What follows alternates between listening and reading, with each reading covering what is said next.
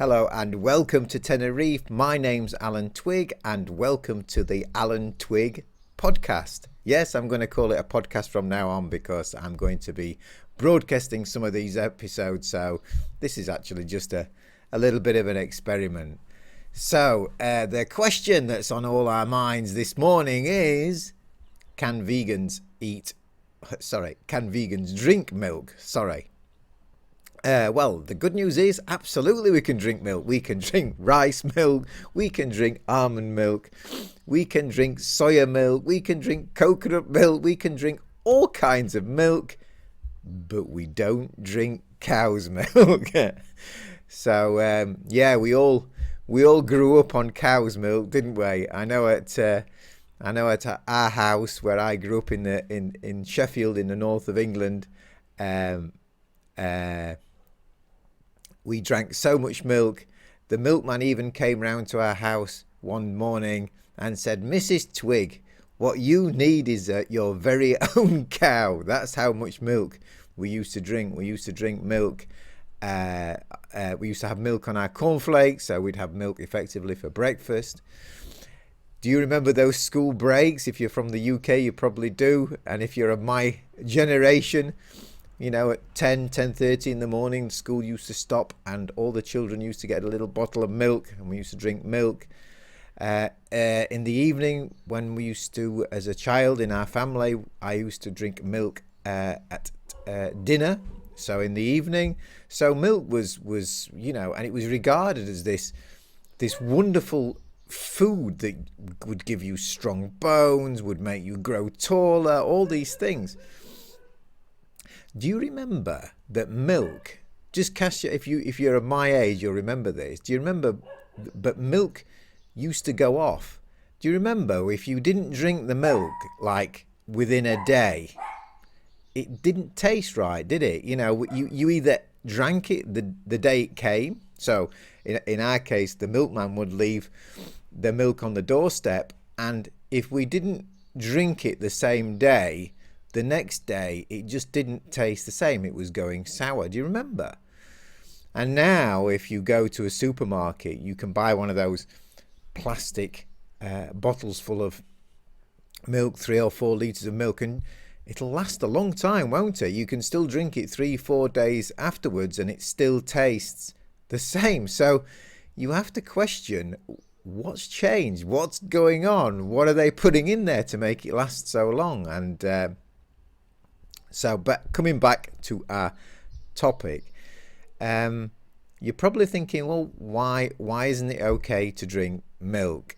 Well, there are 2 reasons actually. Three. The main one for most people who adopt a plant-based vegan diet, is the way that the animals are treated. We have this imagination, don't we? We have this picture in our minds about happy cows grazing the fields, and after a long day in the fields of just grazing, they come into the stables in the evening and they're milked and they give us their milk, and it's a great win-win situation. The cows get to graze all day, we get to drink some milk. Hey, what's wrong with that? And that's definitely the thought, or the way I used to think that cows were treated, but it's really not like that at all. For a cow to produce milk, especially in the quantities that are expected of cows today,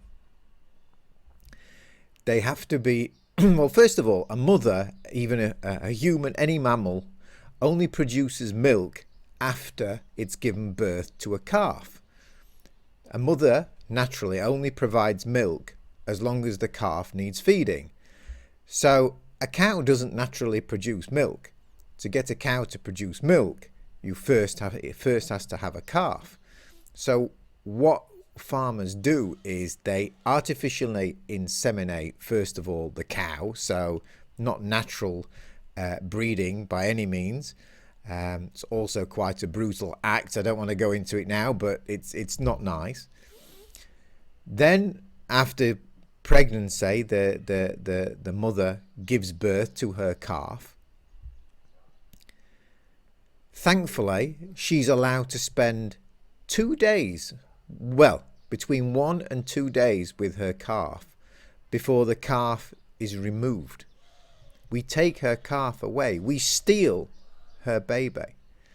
After the calf's been removed, the mother and the calf typically cry for each other. They've been separated. How cruel is that? And then she's set to work on the field, grazing, and we basically steal her milk. What happens to the calf? Well, if it's a male calf, they're very often just killed, just put to death. Some of them go into the meal industry, but a great number of them are just basically murdered. And if it's a female calf, then she typically will go into the same horrific lifestyle that her mother is enjoying, basically exploitation.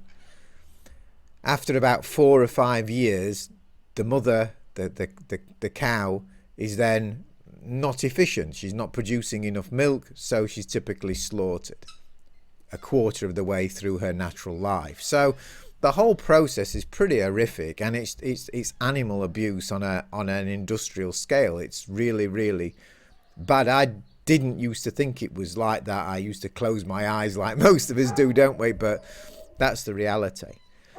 But there's also another good reason for not drinking milk.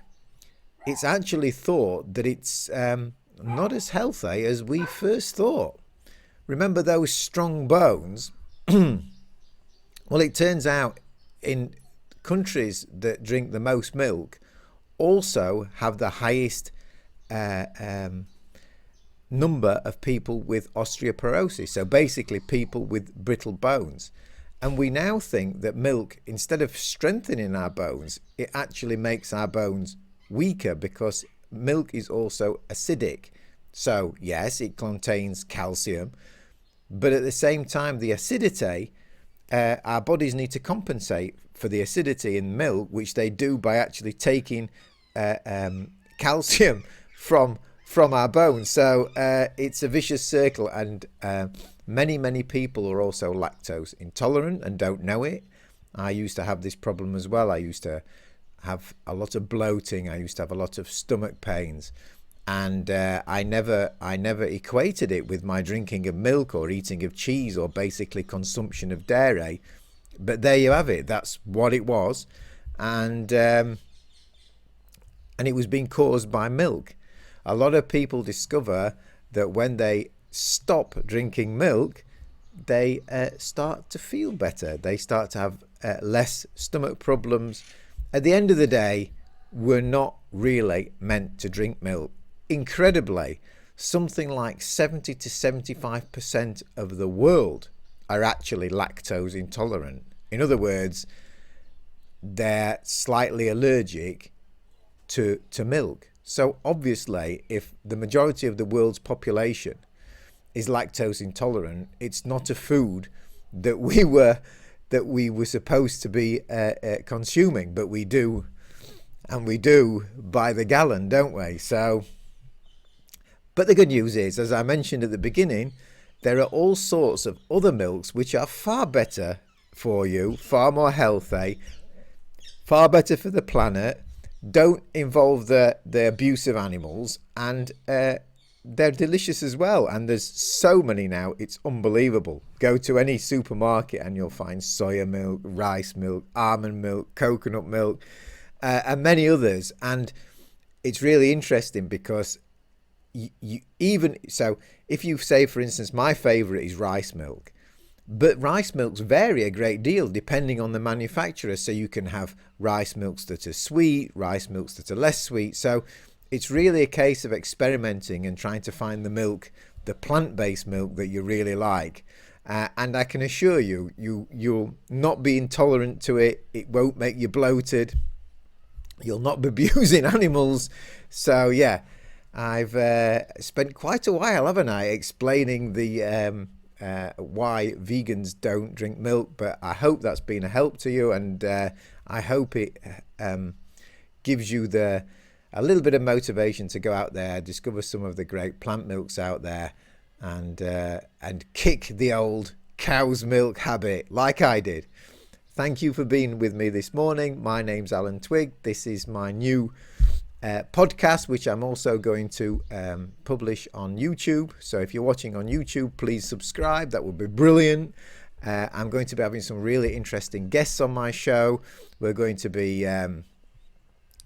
talking about all aspects of health, wellness, success. It's going to be a really exciting time for me coming up. I'm really looking forward to it. So go ahead, hit the subscribe button and the notification bell, and then you can maybe listen to or watch the next podcast. Thanks for being with me this morning, and bye-bye.